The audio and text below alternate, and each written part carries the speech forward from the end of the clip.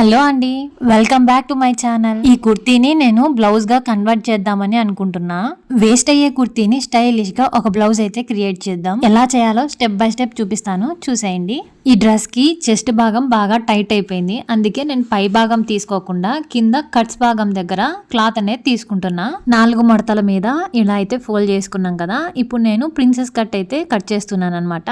పైన భుజం వచ్చి 5 ఇంచెస్ తీసుకున్నాను, ప్లస్ ½ ఇంచ్ ఖర్చు కోసం, మొత్తంగా 5.5 ఇంచెస్ అనమాట. ఇప్పుడు చంక రౌండ్ కోసం 6 ఇంచెస్ దగ్గర మార్క్ చేసుకుంటున్నాము.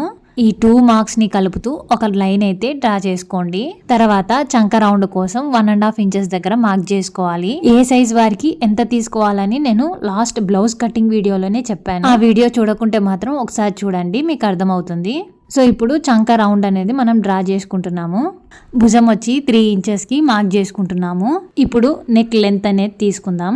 ఇది వచ్చి ఫ్రంట్ పార్ట్కి మనం నెక్ అనేది 5 ఇంచెస్ అయితే తీసుకుందాం. 5 ఇంచెస్ దగ్గర నుండి నెక్ లైన్ అయితే డ్రా చేసాం. సో ఇక్కడ నేను నెక్ డీప్ కూడా 3 ఇంచెస్ తీసుకుంటున్నాను. ఇలా 3 ఇంచెస్ అంతకు మించి తీసుకుంటే కనుక నెక్ షేప్ అనేది బాగా వస్తుంది. మీకు ఎక్కువ డీప్ కావాలంటే డీప్ కూడా పెట్టుకోవచ్చు, ఇది మీ చాయిస్. ఈ విధంగా మనకు నచ్చిన షేప్ ని ఏదైనా గానీ డ్రా చేసుకోవచ్చు. చెస్ట్ రౌండ్ అనేది 34, దాన్ని 4 భాగాలుగా చేసుకుంటే 8.5 వస్తుంది. 8.5 ఇంచెస్ దగ్గర మార్క్ అయితే చేసుకున్నాం. 8.5 ఇంచెస్ ఎక్కడ మార్క్ చేసుకోవాలంటే చంక భాగానికి మనం 6 ఇంచెస్ పొడవైతే తీసుకున్నాం కదా, ఆ 6 ఇంచెస్ దగ్గర మనం ఈ 8.5 ఇంచెస్ అనేటివి మార్క్ చేసుకోవాలి.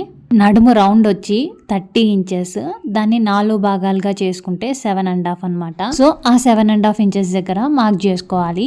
ఈ రెండిటి మార్క్స్ ని కలుపుతూ ఒక లైన్ అయితే డ్రా చేసుకోవాలి. తర్వాత ఖర్చు కోసం 1.5 ఇంచెస్ గానీ 2 ఇంచెస్ గానీ ఎక్స్ట్రా తీసుకొని మార్క్ చేసుకోవాలన్నమాట. ప్రిన్సెస్ కట్ బ్లౌజ్ కదా, ఇప్పుడు మనం షేప్ అనేది కట్ చేసుకోవాలి. ఇక్కడ వీడియో అయితే కట్ అయిపోయింది. కింద నడుం భాగం దగ్గర 3 ఇంచెస్ దగ్గర మార్క్ చేసుకోవాలి. అక్కడి నుంచి పైకి 4 ఇంచెస్ దగ్గర మార్క్ చేసుకోవాలి.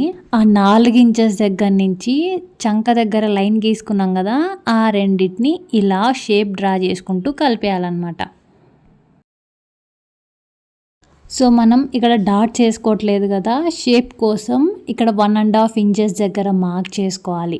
మార్క్ చేసుకున్న దగ్గర నుండి 4 ఇంచెస్ దగ్గర మనం ఒక మార్క్ అయితే చేసుకున్నాం కదా, అక్కడి నుంచి ఇలా ఈ 1.5 ఇంచెస్కి లైన్ అనేది డ్రా చేయాలన్నమాట. ఇక్కడ షేప్ కోసం 1.5 ఇంచెస్ తీసుకొని కట్ చేస్తున్నాం కదా, అదే 1.5 ఇంచ్ని లాస్ట్లో మనం ఇలా మార్క్ చేసుకోవాలి. పైన మనం ఖర్చు కోసం 2 ఇంచెస్ మార్క్ చేసాం కదా, అక్కడి నుంచి ఈ 1.5 ఇంచ్కి క్రాస్గా ఒక లైన్ అయితే డ్రా చేయాలి. మళ్ళీ ఒకసారి మెజర్మెంట్స్ అన్ని రివైండ్ చేస్తాను, చూసేయండి. నెక్ వెడల్పు టోటల్ 5 ఇంచెస్, ఖర్చు కోసం ½ ఇంచ్ యాడ్ చేసుకున్నాం, మొత్తంగా 5.5 ఇంచెస్ అనమాట. ఇప్పుడు చంక వెడల్పుని తీసుకుందాం. ఎవరికైనా చంక వెడల్పు అనేది 6 ఇంచెస్ దగ్గర మార్క్ చేసుకోవాలి. మార్క్ చేసుకున్నాక పైనుంచి కిందికి ఒక స్ట్రైట్ లైన్ అయితే డ్రా చేసుకున్నాం. చంక రౌండ్ కోసం 1.5 ఇంచెస్ దగ్గర మార్క్ చేసుకున్నాం. ఇప్పుడు నెక్ అనేది 2.5 ఇంచెస్కి, భుజం అనేది 3 ఇంచెస్కి మార్క్ చేసుకున్నాం. నెక్ లెంత్ వచ్చేసి 5 ఇంచెస్ దగ్గర మార్క్ చేసుకొని నెక్ డీప్ కోసం 5 ఇంచెస్ దగ్గర నుంచి 3 ఇంచెస్కి మార్క్ చేసుకున్నాం. సో ఈ విధంగా నెక్ అయితే డ్రా చేసుకున్నాము. నెక్స్ట్ చెస్ట్ వచ్చి 8.5 ఇంచెస్.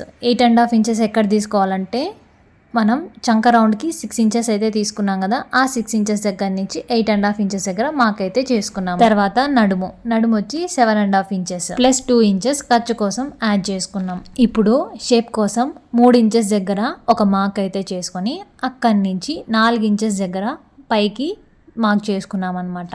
ఎక్కడైతే 4 ఇంచెస్ మార్క్ చేసుకున్నామో చంక దగ్గర నుంచి ఆ షేప్ అనేది ఈ విధంగా అయితే డ్రా చేసుకోవాలి. తర్వాత 3 ఇంచెస్ దగ్గర నుంచి 1.5 ఇంచ్కి అయితే మార్క్ చేసుకోవాలి. మనం ఎక్కడైతే 4 ఇంచెస్ దగ్గర మార్క్ చేసుకున్నామో అక్కడి నుంచి ఇలా కిందికి షేప్ అయితే డ్రా చేసుకుంటూ కలపాలన్నమాట. అదే 1.5 ఇంచెస్ని లాస్ట్లో ఖర్చు పక్కన 1.5 ఇంచెస్ ఎక్స్ట్రా అయితే యాడ్ చేసుకొని పై నుంచి కింది వరకు ఇలా క్రాస్గా అయితే లైన్ గీయాలి. ఇలా ఎక్స్ట్రా తీసుకోవడం వల్ల క్లాత్ అనేది మనకు తక్కువ రాకుండా ఉంటుంది. సో మనం మార్క్ చేసుకున్న విధంగా కట్ చేసుకుందాం. నేను ఇక్కడ నెక్ అయితే కట్ చేయలేదు. బ్యాక్ పార్ట్కి ఇంకా మనం నెక్ అయితే డ్రా చేయలేదు కదా, ఇలా సపరేట్ చేసుకుంటున్నాం.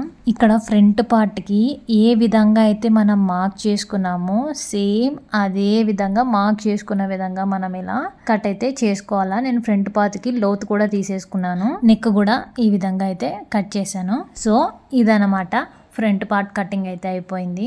ఇప్పుడు బ్యాక్ పార్ట్ అయితే కట్ చేసుకుందాం. ఫ్రంట్ పార్ట్ కి మనం ఏ విధంగా అయితే మార్క్ చేసుకున్నామో సేమ్ అదే విధంగా అయితే మార్క్ చేసుకుంటున్నాం. బ్యాక్ లెంత్ నెక్ వచ్చి నేను 9 ఇంచెస్ కి మార్క్ చేసుకుంటున్నా. ఇది మీ చాయిస్, మీకు ఎంత కావాలంటే అంత మార్క్ చేసుకోవచ్చు. సో ఇదండి బ్యాక్ పార్ట్.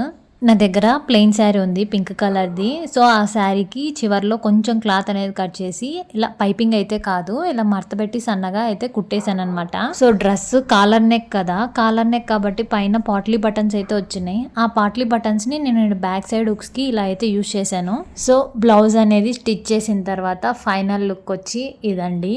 సో ఒక కుర్తీతో మనం ట్రెండీగా ఒక బ్లౌజ్ అనేది ఎలా క్రియేట్ చేసామో చూసాం కదా. ప్లెయిన్ శారీతో మ్యాచ్ చేశాక సూపర్ ఎలిగెంట్ లుక్ కదా. మీకు ఈ వీడియో నచ్చిందా? నచ్చితే కనుక like, share and subscribe. Next tailoring hack ఏదైనా ఉంటే కామెంట్ లో చెప్పండి. See you soon with another idea.